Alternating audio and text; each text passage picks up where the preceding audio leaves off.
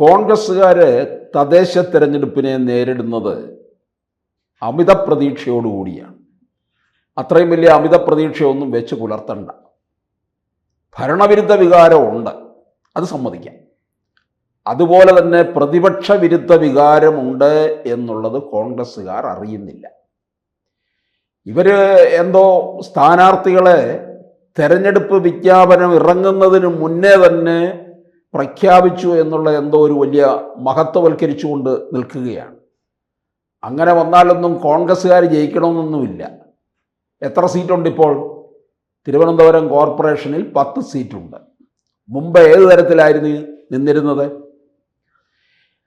കഴിഞ്ഞ, അതായത് 2020 മുതൽ 2025 വരെ, ഇപ്പോൾ വരെ ആര്യ രാജേന്ദ്രൻ ഭരിച്ചുകൊണ്ടിരിക്കുമ്പോൾ നടത്തിയ അഴിമതികളെക്കുറിച്ച് എന്തെങ്കിലും തരത്തിൽ ഒരു ചെറു വിരലനക്കാൻ ഈ കോൺഗ്രസ്സുകാർക്ക് കഴിഞ്ഞിട്ടുണ്ടോ?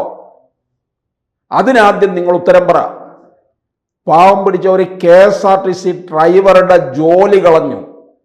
എന്നിട്ടിപ്പോൾ ആര്യ രാജേന്ദ്രനും ഭർത്താവ് സച്ചിൻ ദേവും കുറ്റക്കാരല്ല എന്ന് പോലുമാണ് വന്നിരിക്കുന്നത്. അതങ്ങനെ ആക്കി തീർത്തതല്ലേ? ഇല്ലാത്ത പൊങ്കാലയ്ക്ക് തുക എഴുതിയെടുത്തത്, അവരുടെ പ്രിയപ്പെട്ട സഖാക്കന്മാർക്ക് ജോലി കൊടുക്കാൻ വേണ്ടി പാർട്ടി ഓഫീസിലേക്ക് അയച്ച കത്ത്, എന്തെങ്കിലും തരത്തിൽ നിങ്ങൾക്ക് പ്രതിഷേധിക്കാൻ കഴിഞ്ഞോ? ഇതാണ് നിങ്ങളെ കോൺഗ്രസ്സുകാരെ പറ്റി നമുക്ക് പറയേണ്ടി വരുന്നത്, വെറും കൊഞ്ഞാണന്മാരാണ് എന്ന്.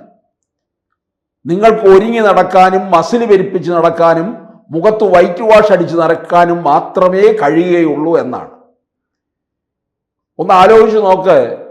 അരുവിക്കര MLA ആയിരുന്നു ജി കാർത്തികേയൻ്റെ മകൻ. അദ്ദേഹത്തിൻ്റെ മരണത്തെ തുടർന്ന് മത്സരിച്ചു, വിജയിച്ചു, പിന്നീടും വിജയിച്ചു. അത് കഴിഞ്ഞ് 21-ൽ പരാജയപ്പെട്ടു. CPM-ലെ സ്റ്റീഫനോടാണ് പരാജയപ്പെട്ടത്. കാര്യമെന്ത്? ജനങ്ങളുടെ ഇടയിലേക്ക് ഇറങ്ങിച്ചെന്ന് പ്രവർത്തിക്കാനായിട്ട് കഴിഞ്ഞില്ല എന്നുള്ളതാണ്.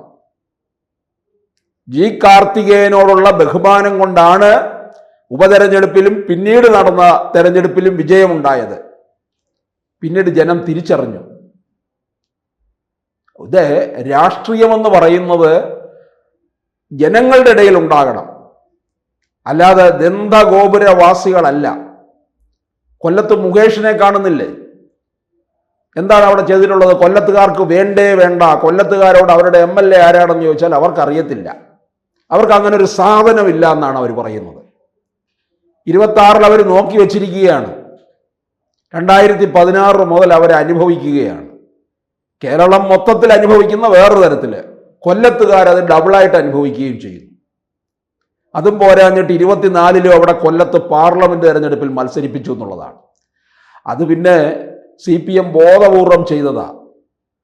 അത് ഈ പുങ്കവന് മനസ്സിലാകത്തൊന്നുമില്ല. അദ്ദേഹം വിചാരിച്ച അദ്ദേഹത്തിൻ്റെ മഹത്വവൽക്കരണം, അദ്ദേഹത്തിൻ്റെ മഹത്വം കൊണ്ടുവന്ന് കണ്ടിട്ട് പിടിച്ചു നിർത്തിയതാണ്. അതൊന്നുകൂടെ വലിയ പരാജയത്തിലേക്ക് പോയി എന്നുള്ളതാണ്. ഇപ്പോൾ നോക്കുക, അരുവിക്കരയിൽ നിന്ന് പരാജയപ്പെട്ടു. ഈ ഒരു MLA സ്ഥാനത്തിരുന്ന ആളെയാണ് പിന്നീട് കൊണ്ടുവന്ന് കൗൺസിലറായിട്ട് നിർത്തുക. എന്തിനാണ് ഈ ശബരിനാഥിനെ കൗൺസിലർ സ്ഥാനത്തേക്ക് മത്സരിപ്പിക്കുന്നത്? ഇതൊരു ഒതുക്കൽ തന്നെയാണെന്ന് കോൺഗ്രസ് പാർട്ടി അതാണ് നോക്കിയിരിക്കുന്നത്.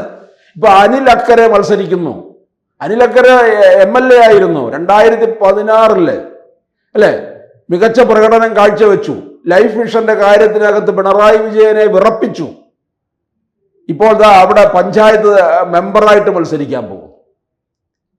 ഇവിടെ ശബരിനാഥന് അല്പം കൂടെ ഗ്രേഡ് കൂടിയിട്ടുണ്ടെന്ന്. ശബരിനാഥിനെ തിരുവനന്തപുരം കോർപ്പറേഷൻ കൗൺസിലർ. കോൺഗ്രസ്സുകാർ എന്തായാലും ഇപ്പോഴുള്ള 10-ൽ നിന്ന് ഒരു സീറ്റ് പോലും മുകളിലോട്ട് പോകത്തില്ല, താഴോട്ട് വരികയുള്ളൂ.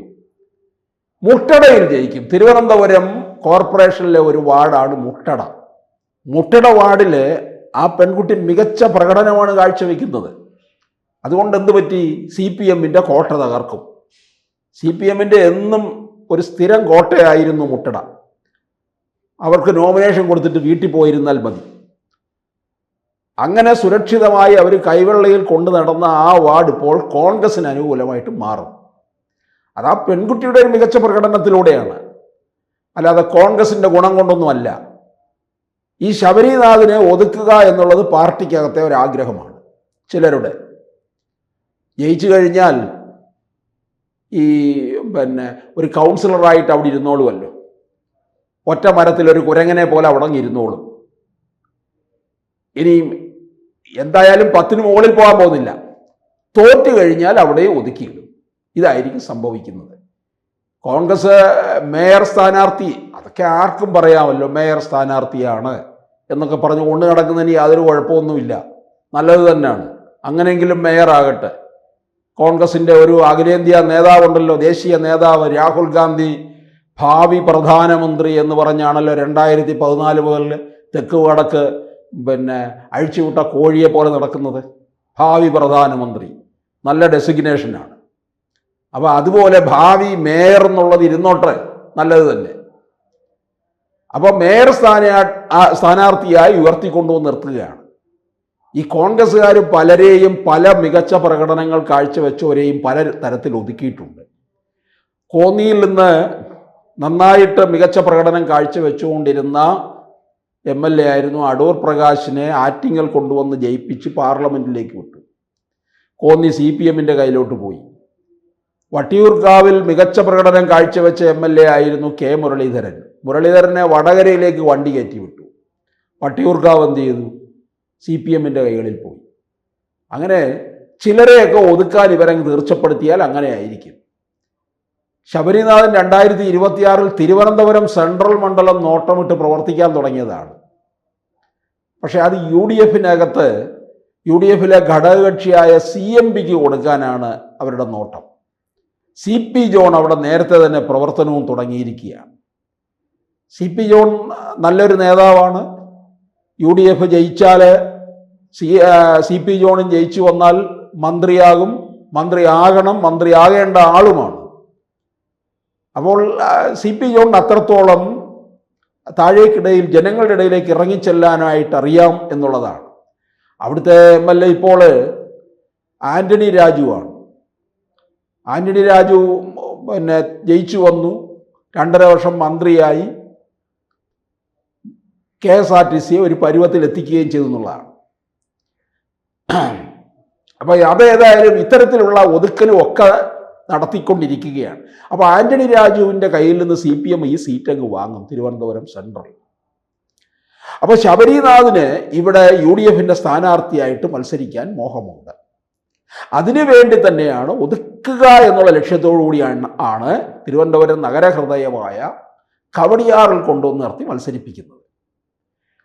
അവിടുത്തെ ഇപ്പോഴത്തെ നിലയനുസരിച്ച് ജയിക്കാനുള്ള സാധ്യത വളരെ കുറവാണ് എന്ന് പറയുന്നുണ്ട്.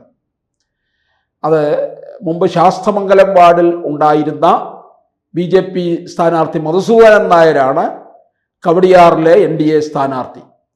അപ്പോൾ NDA സ്ഥാനാർത്ഥിക്ക് മുൻതൂക്കമുള്ളതായിട്ടാണ് ഇപ്പോൾ ലഭിക്കുന്ന വിവരവും. അപ്പോൾ ശബരിനാഥിനെ ഒതുക്കുക എന്നുള്ളതാണ് കോൺഗ്രസ് ലക്ഷ്യം വെച്ചിരിക്കുന്നത്.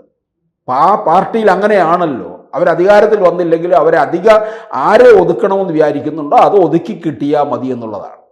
അപ്പോൾ കോൺഗ്രസ്സിന് തിരുവനന്തപുരം കോർപ്പറേഷനിൽ പഴയ നിലയിൽ തന്നെ തുടരാം.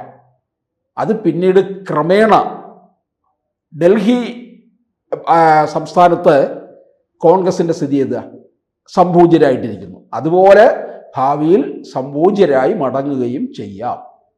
കൂടുതൽ വാർത്തകളും വിശേഷങ്ങളും നിങ്ങളിലേക്ക് എത്താൻ ABC മലയാളം സബ്സ്ക്രൈബ് ചെയ്യുക, ബെൽ ബട്ടണും അമർത്തുക.